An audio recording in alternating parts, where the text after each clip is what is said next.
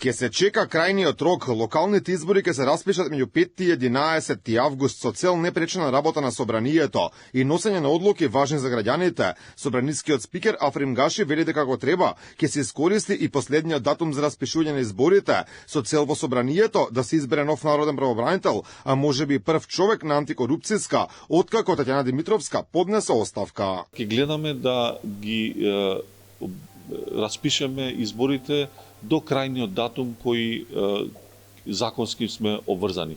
Ке чекаме до крај за да секој ден го употребиме во насока на реализација на овие две цели, два предизвика кои ги имаме сега, значи изборот на народниот правобранител и да избереме председател на комисијата, Државната комисија за спречување на корупцијата. Собранието му изгласа интерпелација на републичкиот јавен обвинител Љупчо Коцевски, но сепак таа нема правно дејство за негово разрешување. Гаши вели дека претениците си ја завршиле својата работа, а сега топката е кај владата или самиот Коцевски си поднесе оставка од својата позиција. Нашиот глас, гласот на народните избраници е слушнат, сега останува до другите органи кои треба да го слушнат овој глас на народните избраници.